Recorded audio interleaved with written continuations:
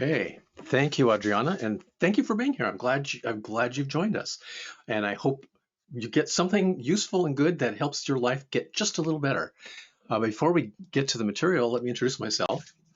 Um, I've been in fundraising for a really long time, 30 years. I like to tell people I started when I was 9 years old, and I've been largely in direct mail, newsletters, digital, kind of everything. Okay, now I'm probably lazier than you are.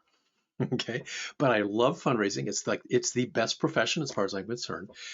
So in 30 years of being lazy but wanting to do this work and do it well and do it a lot,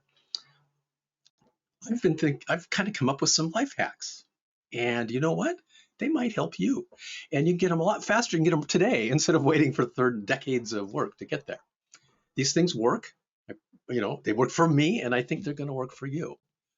A little bit more about my career. I've worked for doing it for a long time for a lot of organizations, the really big ones that I've list here on my resume, but also the small ones. And the action kind of is where the small and medium organizations are. That's where most of us work most of the time. 99% of nonprofit organizations are what we would class as small. I'm a fundraisingologist over at mosianic.com. If that makes you curious, surf over there and take a look. My blog is Future Fundraising Now. Check that out too if you get a chance. And if you get a chance to take a look at my latest book called How to Turn Your Words into Money. Okay, before we launch here, I have a little poll, and I'm going to launch it here so you can answer these questions. Where are they? Taking a little minute. There we go. There's the poll. How difficult is your job as a fundraiser? Give me your answer. Okay, we are at about half of you have voted. Votes are pouring in. Keep it up, keep it up. I'm going to, I know you're still voting. I'm going to close the poll in 3, 2, 1, close. And let's see what we got here. I always love this moment when we find out the truth. Oh, there's a more relaxed group than I usually get. Nearly half of you say it's sometimes hard, but sometimes not so much. Okay, good, good. I'm glad. Because usually I get most of the people, and actually, 36% of you are in those top two categories. This is a rough, world we live in. And for those of you already, it's complicated. I know some of you that means something like Help 911. Anyway. However busy or not busy you are, I hope I can help you today. We struggle with a lot of things in this profession. There's a lot of understaffing. There's all kinds of issues like that we face, and a lot of you are very responsible people who take on more than maybe you should. Anyway, some of these things I'm going to show you will help you get beyond that. So thanks for that. Okay. Here is fundraising life hack number 1. And this is any project you're doing. I'm going to use direct mail language, even though it's not only about direct mail. But I always do this. I write the reply coupon first. And that means, if I'm doing an email project, I write the donation page first. Whatever is the place where the donor takes the action. Okay. If you do that first, it saves you so much effort and pain and all of that stuff that you might be wondering about. Okay, fundraising, or rather, I put it the other way: from the donor's point of view, charitable giving is not a destination, but it's a journey. But the destination is really, really important, and the destination is, excuse me, that reply coupon or landing page. If you know where you're going, everything else in the project you do goes better. Okay, so let's take a look at one. Here's a direct mail reply coupon, quality organization called Food for the Poor. Okay, now I didn't do this one. I just got it in the mail. Actually, my uncle Maynard got it in the mail. But let's just take a look at it. Let's say you did this project And this is all you've done so far in the project. My gift to feed the hungry. Yes, I want to help starving children. It closes my gift of $12 for 50 pounds of rice. And we have a picture of a child. The child looks unhappy. Looks like there's a problem that needs to be solved. And below that, every $12 gift provides another 50-pound bag of rice. Thank you. Okay. Now, there's not a ton of information on here, is there? But you know what? When you come to the writing everything else, the outer envelope, the message, if there's any other inserts in there, every other part of it is going to go well, because this is what you're going to emphasize on that headline, which is that's what we're talking about, feeding hungry people. So you're going to be talking about that, and we know that there's a lot of emphasis here on rice, and that it's going to be about feeding children. We actually know also here that there's some 3 different amounts. Now, what I can't tell by looking at this is, did all donors get 12, 24, and 36? Or were these amounts variable depending on the donor's giving? I can't tell that from just looking at this one, but you'd know if you were working on this. And then you could say, hey, I want to make sure these amounts are mentioned in the letter too. Okay, so by doing that, you are just become automatically just miles ahead. I promise you. The whole project goes better when you do this first. In fact, let me take it one step farther. You can, if a really smart thing to do would be to write this piece first and actually route it around to all the stakeholders, right? Because this is where the arguments should be had. Like I know how it is in fundraising. You got more than one person in your office, and there are different ideas of what it ought to say, right? Well, do this and have everybody look at it and say, okay, this is what we're going to have. This is what we're going to ask the donors to do. And if you're going to have controversy, internal within your organization controversy, have it here, where you have only spent a smaller amount of time on it. You haven't put in all the work and everything. You've just started. And if it turns out, oh, you know what? It turns out it's not $12 for 50 pounds of rice, it's $14. Well, I'd sure like to know that now rather than after I've done everything else. Or maybe we're not doing the rice program anymore. I've had that happen, right? Well, wouldn't it be nice to find out before you do the whole project and say, oh, we got to change this from the 50-pound bags of rice to some other, hopefully similar kind of thing. So really, this is one of the most important things I'm going to share. I know this may not seem like it's a big deal. It is a really big deal. It's just all the things you do. It's a fairly simple document, but this is the destination of the journey for the donor.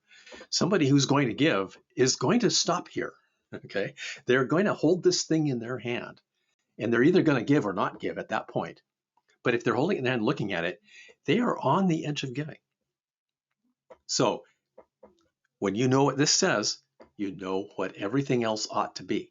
I know you don't just know, but you are so much more on target. Okay, do that. You're going to save a ton of time, a lot of pain. So let's go to life hack number 2. This is kind of similar, and this is the thing I do next. Write your thank you message next. So here's what I'm saying.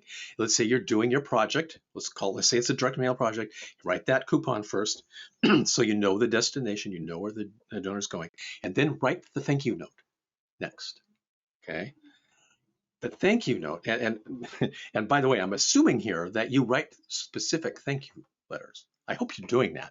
And if you're not doing that, I really recommend you figure out how to do that, so that if you do the $12 for 50 pounds of rice, that you have a thank you where you thank people for providing 50-pound bags of rice for hungry children. Okay. Now, the thank you message is a little more complex than a reply coupon. There's more words on it, and there's sort of more human connection, more emotion. Okay. So when you do this, it actually takes you one more step down the road toward having clarity about what the project is. Okay. So let's take a look at a thank you. Okay, this isn't the whole letter, but you can kind of see, we just received your generous Thanksgiving donation of There's an amount on a date. Thank you. Bless you for your generosity. What a blessing your kindness is, especially during this season. I'm sure you can imagine how painful Thanksgiving can be if you have no family and no food. Because you gave, seniors, neighbors all over Springfield received wonderful Thanksgiving feasts. People like Roy. He's 3 years old and blind, recently widowed and living alone. Because of his blindness, he can't prepare meals for himself. And you can see it goes on and tells the story about Roy. Now, because I wrote this before I wrote the letter, I had a real clarity about what's the mood of this project we're doing. Now, of course, I knew that anyway, but it becomes much more clear. Now, maybe, quite possibly, we even have the same story in the appeal or the email, whatever the piece is. Maybe we told the story of Roy, 93 years old and blind. Maybe it's in there and we're saying, you can help people like Roy. And then in the thank you, we sort of tell the rest of the story.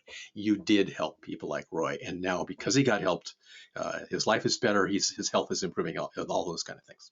Okay? That's the way I go every single time. I'm always glad I do it. There are moments when I think, I want to do this in logical order. What's the logical order for direct mail? Wouldn't you think the first thing you write is the envelope? Because that's kind of the first thing the donor sees. Yeah, that's the logical order, but it's not that great in order. So let me give you the whole writing order. So here's the direct mail writing order. You'll be able to translate this over to other kinds of projects. But when I do a direct mail project, I do it in this order. Reply coupon first, like I said. Thank you message second. Then I finally get to the letter. Now, a lot of people start with a letter because it's kind of the central pillar of the projects, like where all the story, the main arguments, the asks, it's all there in that letter, right? But when you start there, if you don't start with your reply coupon or your thank you message, you're going to have to go back and change it. After you write your letter, then you're going to write the reply coupon. You're going to then look at the letter again and say, I was a little off target there. Well, skip that step. All right. Okay, so what do I do next? Well, at that point, I write the outer envelope. Because let's see, I'm doing this late in the project, right? The outer envelope is super, super important. It's maybe the single most important, most impactful thing in a direct mail piece. And for email, that's the subject line is the outer envelope. Because if they don't open your email or open your letter, you're gone. You're dead in the water. It's not going to happen. But by having gone through this process, reply coupon, thank you message, and letter, I'm a lot smarter about what the outer envelope should say. Okay, then I go everything else. There's probably other things. You might have a map or a picture, or you may have other stuff in your direct mail. You definitely have a return envelope, and you probably should put something on your return envelope. But that's the last thing you do. It's like fill in the details, make sure, is there something more I could have said in these first 4 things that I want to make sure they get? That's when you do that. Okay, I have a little bonus tip for you here, and it's about the outer envelope. And here's your bonus. The best performing outer envelope you can do most of the time is to not have anything out there at all. I know that feels weird. It feels like you're being lazy, but 75% of the time in testing, an envelope with nothing on it outperforms an envelope with a cool teaser on it. Why? Well, because mystery matters. Mystery is your best weapon. And the best way to have mystery is to not say anything. We humans, we're like monkeys, like our near genetic neighbors, monkeys. We can't resist a mystery. We have to do something about that. Now, your best ever appeal in your whole career probably will have an amazing teaser on it. But the go-to thing, if you're not sure what to do, blank is great. Okay, let's go to life hack number 3. Go you crazy. And what I mean by that is in my first draft, I do this, have the word you in every sentence. Now, I want to emphasize that's the first draft, because what you're going to see, I'm going to show you a sample. Um, you end up with a somewhat awkward letter. Like that you in every sentence thing, a good number of sentences, they don't read well. Okay. But the reason it works is when you do that in your subsequent drafts, you kind of clean it up and make sure the sentences flow and everything. When you do that, you are on target, because fundamentally, fundraising is about the donor.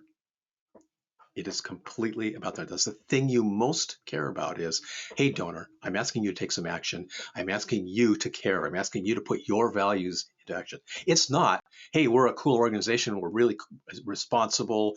We're great at everything we do. That's not fundraising. That's just bragging. It doesn't work very well. If you're doing that, stop. But if you make it about the donor, so the donor goes, yes, this is a thing I understand, I care about, and I want to do. And that's why you make it about the donor. And it's easy to wander off of that because you're an expert. You understand your programs. You know your programs are good. I hope they are. Of course they are. Uh, and that's why so much fundraising just doesn't seem to stay on the donor at all. In fact, a lot of fundraising, I'd say 80%, I read a ton of fundraising. Most of the fundraising I see is not at all about the donor. It's about us. It's how awesome we are. That's not good fundraising. If you're doing that, you got to stop it. And a really, really good way to stop that is do that first draft. So let me show you an example. There's a Thanksgiving appeal again. Can you imagine going hungry on Thanksgiving Day? As you can see, I put all the U's in red. It's almost unbelievable, don't you think? But it's happening right here in your community. Senior citizens living in your neighborhood who live alone and simply can't afford the food to eat. I know you agree. At Thanksgiving, it's devastating. But that's why I'm writing to you today. I know this is important to you because you've been generous in your giving to help. I'm hoping, praying, that you can give a special gift to share Thanksgiving meals with some neighbors here in the community who really need your help. Okay, so there's a you in every single sentence. There's at least one in every sentence. Now, if you're looking at this saying, some of those sentences are kind of awkward, and you're absolutely right. So here's the final draft. You can see there's no use for the first few sentences. Hungry on Thanksgiving Day. It's almost unbelievable. But it's happening right here all over Springfield. Senior citizens who live alone simply can't afford the food to eat. At Thanksgiving, it's devastating. Now we get back to all those U's, and we can see this draft is this paragraph's quite similar to the first draft. The first draft had, let me see, 1, 2, 3, 4, 5, 6, 7, 6 U's. And this one has 4. Okay, so we took some of them out. We are now on target. So even those first 3 short paragraphs that didn't have U's in them, they're still aimed at the donor, even though it doesn't specifically have the word you. Now, this use of the word you is really critical. It's kind of, absolutely important to aiming at the donor and getting the donor to care. The hardest thing in the world is to get people just to move off the dime. If you've ever done major donor fundraising where you talk specifically to people, if any of you are in that at all, a very common truth about there is it's much harder to get a meeting with your donor than it is to get a donation. It's harder to get them to just engage than it is to get them to give. And if you think about it, of course, because actually most people, their time is more precious than their money. They've got money. They got at least small amounts of money they can give away. But a lot of us, including most of our donors, really struggle with having the time to read a message like this. Well, if you send them a message, it's about them. They're a lot more likely to read it. And if they read it, they're a lot more likely to give because they're going to go, oh, this is for me. This is something I can do, because that's what you want. You want them to enter your world and be part of it and make a difference, not support your organization. I know you're awesome. I hope you're awesome. And I hope you're really responsible and ethical and all those things that you must be, but that's not why they give. They expect you to be those things. So make it about them. Make it about the difference they can make through you. Not give you money so you can make a difference, that the difference they can make. So let me tell you just a little more. Here's another sort of bonus hack here. Count pronouns. Okay. Now, if you do what I said here in the, starting every sentence with the word you and then kind of modify it so it reads well, you're going to end up with a letter that tends to have a lot of the word you. But if, let's say you're just looking at a letter, maybe somebody else wrote it, you're saying, what should I do? Um, here's the thing to do. Count pronouns. Start with I. And I mean, like all forms of I, the first person pronouns, I, me, my, mine, and plural I, which is we and us and ours. Okay, count all of those. And here's a letter. I'm just looking at the first page of this letter. It's a longer letter, but let's just say that's all we're looking at here. And I see on this one, there's two. It says I twice, right there in the first paragraph. Now, here you go, two. I very often I'll print. This is kind of hard to do online, or I'm kind of old-fashioned, but I circle them in one color, green or blue or something, and then I go back over it again, and I count all of the yous, all the forms of you, your, yours, all of them, and let's see what we got here. Oh my goodness, we have 8 of them. Now, there's nothing really magic about the word you itself, but if you have more you than I, you're probably on target. Now, I'm sure it's possible that you have a good pronoun count and a lousy letter. That's totally possible, but you're really more likely to make you say, I've made an appeal that is really aimed at my audience. I'm not making the standard mistake that so many fundraisers make, is they make the letter about themselves and they sort of expect the donor to figure it out. No, you don't want to do that. It kind of works sometimes. And here's my theory on why it works. It works because the donor reads your braggy letter about how amazing you are, and they tell a story. They make up a story that they are in. And that's because donors are great. Donors are, we'd be in such trouble without donors, but they're even greater than you think. They take our bad fundraising and make it good. Now, that's not going to do the job for you. You've got some amazing donors who will always do that for you. You've got another group of donors who might do it for you, and you got another group of donors who will do it for you. And that's why you do this. This is why you do this you thing. That's why you want to aim it at them. So my little rule, I don't like to even put it in writing, because some people would say, oh yeah, you should have twice or more as many yous as I's. Okay. No, I'm not going to get that specific. This one has, on the first page has 4 times as many. Great, perfect, great.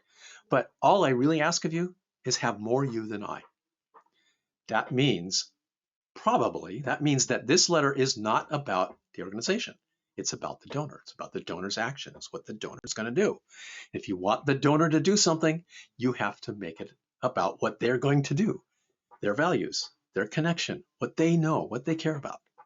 That's what it's about. Okay, that was a bonus. This is a really good thing to do, especially if you have a letter. Maybe you've written a letter and you're kind of wondering if it's, how strong is this letter, or you're maybe looking at somebody else's work. Somebody said, hey, could you tell me, is this feel good? This is one of the things I do. I do the pronoun count. And if I see, and you know what, typically there's like many, many, many more I's than U's most of the time. It's because unfortunately, a lot of fundraising is not really being done right. Then I don't necessarily tell them, fix the pronoun count, because that's not really the answer. The answer is, you know what? I can show you with numbers that your letter is not about the donor. You need to focus more on the donor, the things the donor knows and cares about and wants to do. So it's just diagnostic. So it's not a here's how to write, but it's closely connected. If you have a lot of you, you're probably on target. If you have a lot of I, you're probably not on target. I say probably because I've seen amazing fundraising letters that didn't have the pronoun balance kind of the way you want it, but they did such a great job of connecting with the donors without necessarily the word you. By the way, another version of the word you is the donor's name. Okay, you can get the donor's name in there. Now you see in this one, it has the donor's address at the top, and it has the donor's first name in the salutation, you could have the donor's name anywhere in the letter too. That's in a way possibly better than you because it's definitely catches their eye. Okay, that was life hack number 3. Let's go to life hack number 4. Whenever I write a fundraising message, whether it's direct mail, email, web page, anything where I want the donor to do something, I start every message with, I'm writing to you today because. Always my start. And again, that's my first draft. Probably 10% of the time or less, it's still in the final draft. That's still the first line. Most of the time, either disappears because I edited it out, or it gets moved down and there's something before it. But here's why I start this way and why it's so helpful and why it sets me going. Is when you say this, it's kind of like that using the word you in every sentence. It gets you focused on the reader, the donor. Now, this can be hard, this focusing on the donor. It's really hard to do because you've got all these things going on. It's the program, how it works. It's your budget goals. It's the time of year. You're juggling all this information. And so often, I see it all the time. Like I say, I read a ton of fundraising, constantly reading fundraising. And most of the time, they never get around to why they're writing. They just kind of start talking. Now, you know how that goes. Maybe sometimes you ride the bus or the subway and a weird person sits down next to you and just starts talking. And you're thinking, I mean, regardless of what they're saying, sometimes they're a weird person, they tell you weird things. But even if they're not, you're kind of going, why are you telling me this? And you either figure it out or you just remain annoyed. I think that in a lot of fundraising, I can't quite prove this, but I can prove that when you focus on the donor, you raise more money. But I think a lot of less successful fundraising is they never connect with the donor about why we're writing. Now, what's going to be next in this sentence in any given? Like, I just want you to think about that for a minute. I'm writing today because, and whatever your next project that you're going to be working on, write the second half of that sentence. I'm just gonna give you like 30 seconds so you can like quickly type it down and make this your habit. I'm writing today because. So I'll go silent for half a minute, okay? And then just type that down. You're gonna be so happy you did. Okay, go ahead.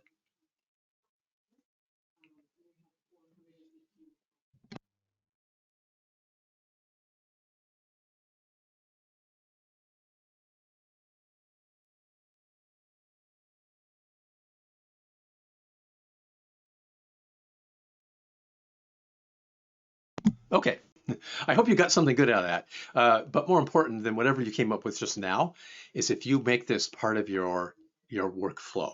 I'm writing today because, and again, it doesn't have to be the way every letter you've ever write starts. In fact, that'd be maybe not a great idea because being predictable is not exactly a great strategy. But if you do this, you're going to have on-target fundraising that is connected to the donor. Okay, I actually want to show you an example here. Here is a sort of a typical fundraising. For nearly 40 years, Springfield Cares has been a pioneer in the efforts to translate bold ideas into breakthrough solutions with a focus on the health of women and children. This is real, by the way. I didn't make this up. This is real, the way I changed the name of the organization, obviously. But this is the way, and it's pretty typical. You might go, I feel like I read that one before. And if you feel that way, it's because you kind of have. A lot of fundraising is like, oh, okay, let's tell them about us. 40 years, like this is the most important thing is you want to start out with 40 years. Is there a donor who gives because you've been around for 40 years? The answer is no. 40 years might matter to them. It might be an issue to them. It's good that you've been around for a while. That's all great, but that's not where they're giving. And they don't give because of your mission. They give because they care.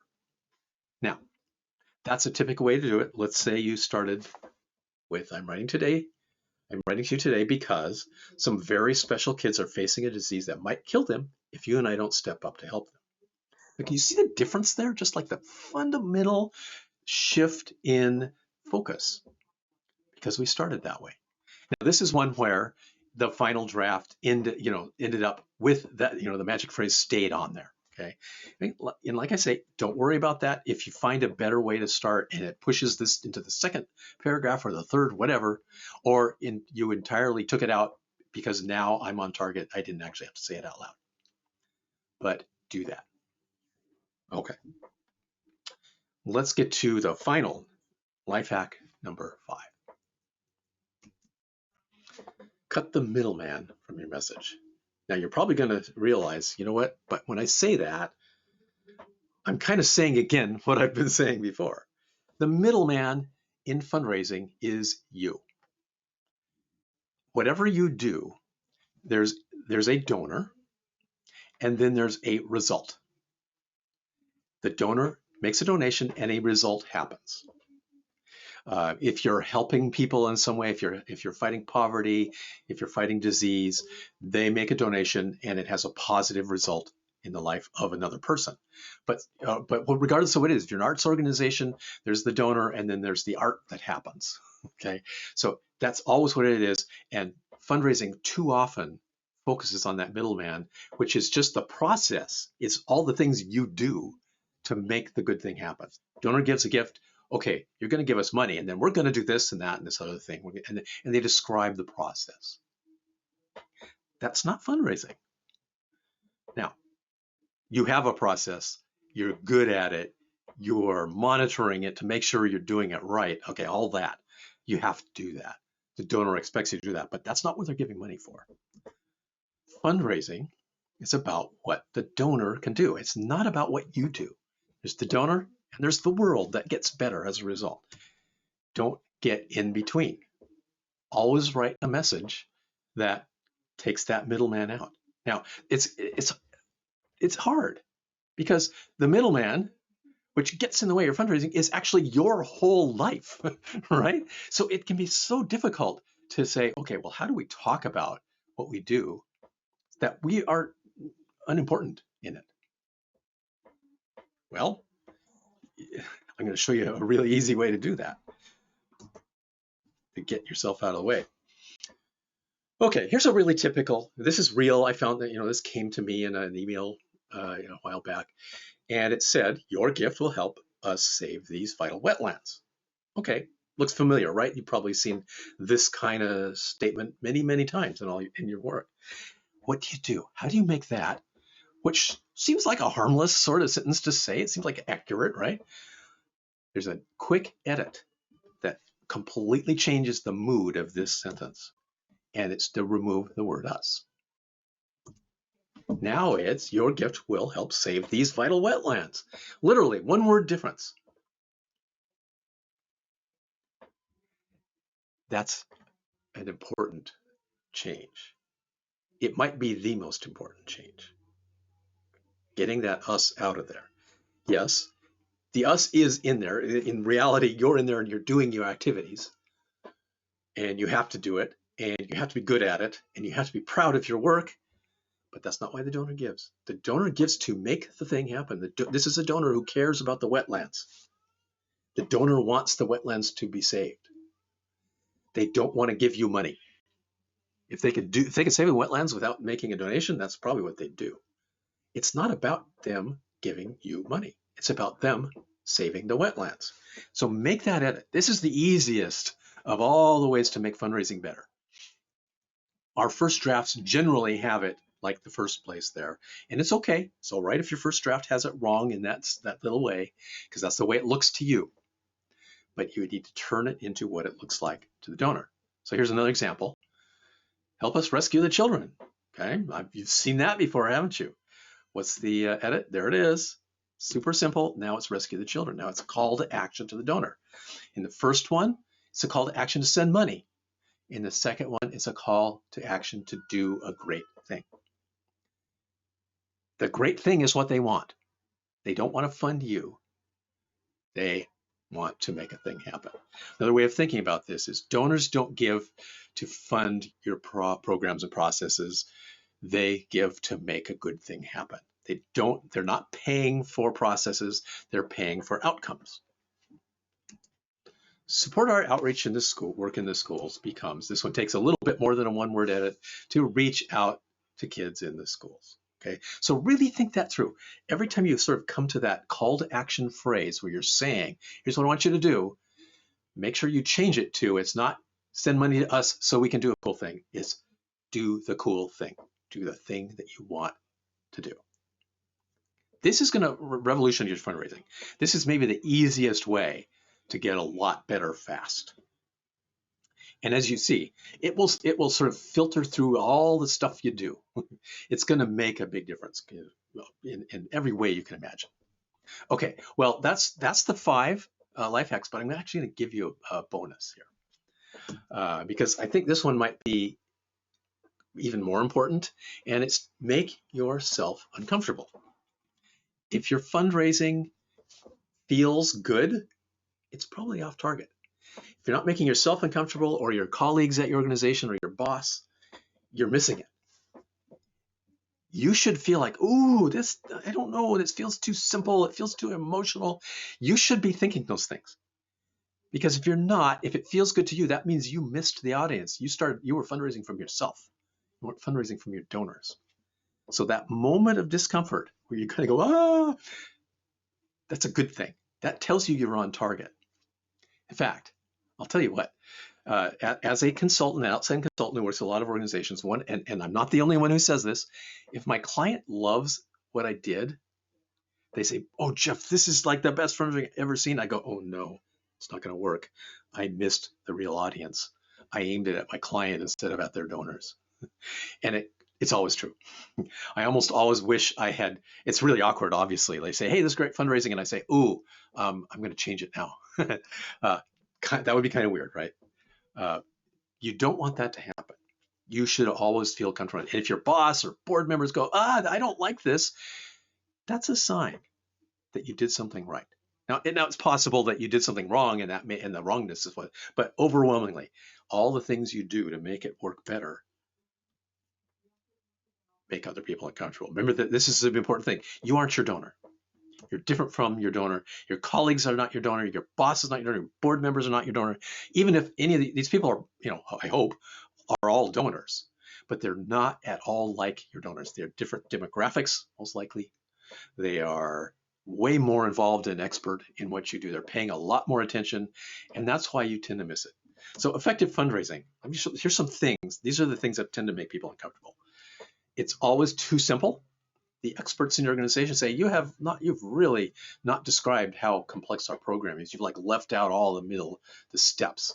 Well, good. That means you probably got it right. It's going to feel too urgent because you want your fundraising to move a donor to action right now, not just give some time when you have a chance, even though you might know, and the people within your organization might know, well, the money, getting the money in 24 hours is just as good as getting it 3 weeks from now. It's all good.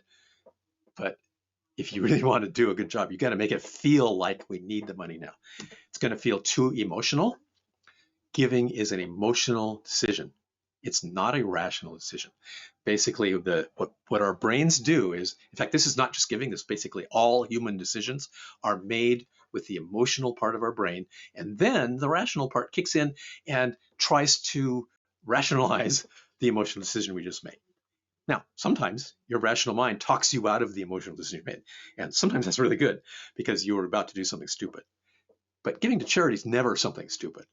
So hopefully they make that emotional decision, and then the rational mind kicks in and says, yeah, I realize that's a good thing to do. But the insiders, why are we doing all this emotional stuff when we have a good rational case for what needs to be done and how we are going to do it? I hope you do have a rational case. If you don't, you're off target. You're not doing it right. But your fundraising is emotional. It's also, good fundraising is really repetitive. This drives people crazy, board members especially. They say, why do you ask 5 times in this letter? What's going on? Won't once do it? No, you won't. Anything you want people to do, you got to say it a bunch of times. Too long? You know what? This is a big surprise. This is actually super controversial, but it is absolutely one of the most dependable truths in fundraising. Long messages almost always outperform short messages. So if you're trying to write 1-page direct mail letters, you are wasting your time. You should at least go to 2 pages. Better yet, go to 4 pages. Better yet, go even more. I write now and then 10 and 12 page direct mail letters. Now, the only reason I don't typically do that is at that point, you're driving up costs to the point where it's saying that's maybe not such a great idea. But almost always, and this is something like an 80 to 85% kind of thing in testing, long messages outperform short messages, and even in email. The split is a little less dramatic. In email, long messages work really well, and so do short messages. But never make it your goal to write a tiny little message because somebody said people don't have time to read. Okay, we don't know. We don't know people have time to read, but we do know that donor behavior tells us long messages. Okay, so these are some just typical things. It's good. If you do these things, you're more likely to succeed. You're also going to make you and or other people in your organizations really, really uncomfortable. So get comfortable with discomfort. Okay, well, our time is up. There's our 6 life hacks we looked at today. So, hey, I hope you can go out and use these things. Let us know how it goes. If you have any additional questions, you can email me. I'll be happy to engage with you on that. And with that, I'll let you go. Have a great day. Goodbye. Well, thank you, Jeff, and thanks everyone for attending today's webinar. Once you log out, you will receive a survey on the presentation. We would really appreciate it if you could complete it and provide your thoughts on today's webinar. Additionally, I posted a link to the questions box where you can submit a short video testimonial about your learning experience with Charity How To. You will get a live premium webinar for free and also a chance to win an annual gold membership and a $500 Amazon gift card. And well, that's it. Thanks again, everyone, and have a great rest of your day.